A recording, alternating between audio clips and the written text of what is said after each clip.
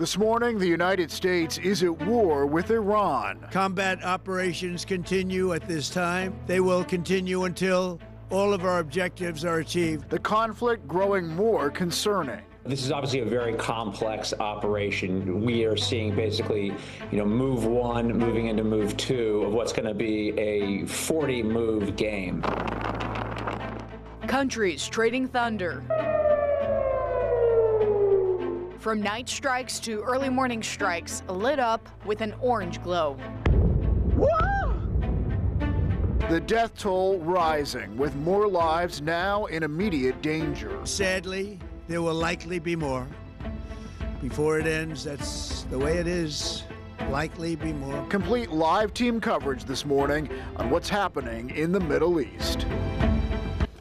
Well, overnight, we have learned Defense Secretary Pete Hegseth will hold a briefing on with Iran. That is coming up this morning at 8 a.m. That update comes as we're also expecting the identities of the 3 U.S. service members who were killed during counterattacks to be released at some point today.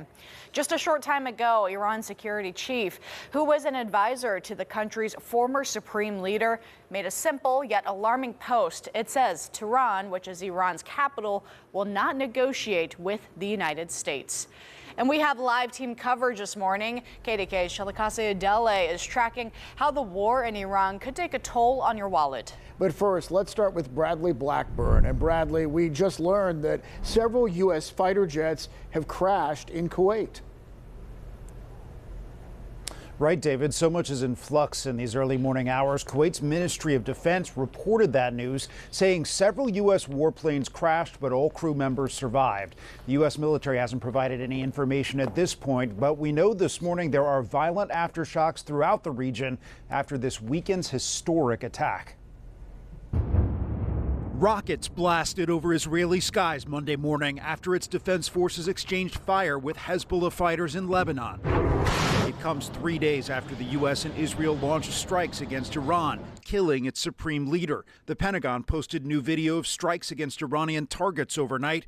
Iran and its proxies have struck back with a barrage of missiles and drones aimed at Israel and American military interests in the region. Combat operations continue at this time in full force, and they will continue until all of our objectives are achieved. Sunday, President Trump again said the strikes are necessary to stop Iran from getting a nuclear weapon. He also vowed to avenge the deaths of at least 3 American service members killed in retaliatory strikes over the weekend. Sadly, there will likely be more.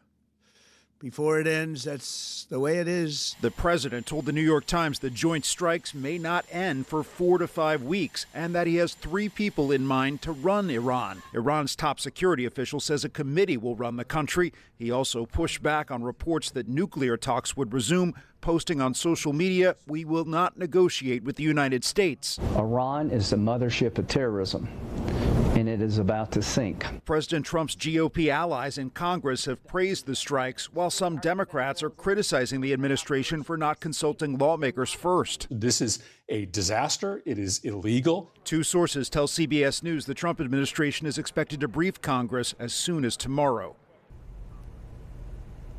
And this morning, an oil refinery in Saudi Arabia came under attack from Iranian drones. Analysts call that a significant escalation in the conflict that puts energy infrastructure at risk.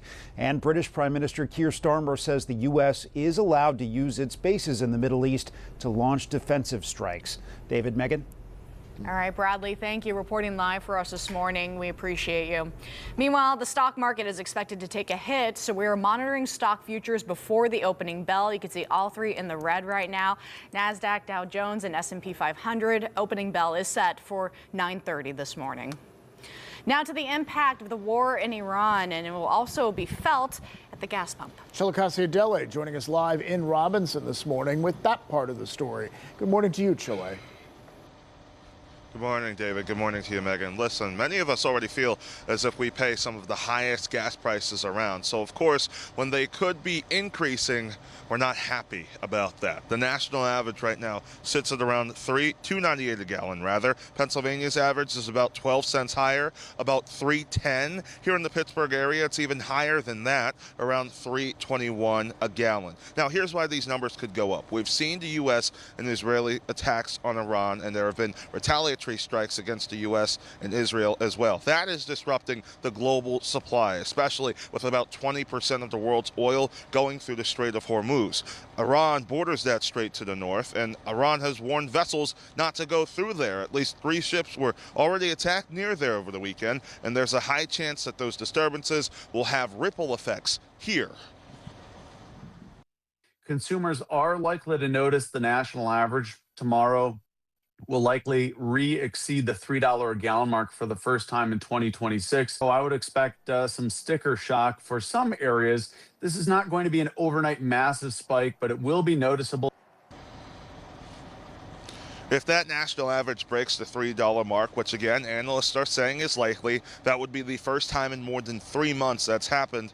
Gas price increases were also probably going to happen anyway because of the warmer months coming soon. Remember, it's a different blend that gets made for the warmer months, but of course there's also more demand, especially with summer vacation season coming up. But those prices could even go higher now than expected because of what is happening in Iran. Guys, back to you. All right, thank you for that, Chile. Stay with KDKA and the entire CBS News team as we monitor the war with Iran. Look for more live coverage this morning here on KDKA. And then coming up on CBS Mornings at 7 a.m., that's where you will also be able to watch Defense Secretary Pete Hegseth's briefing. That is live at 8 o'clock this morning.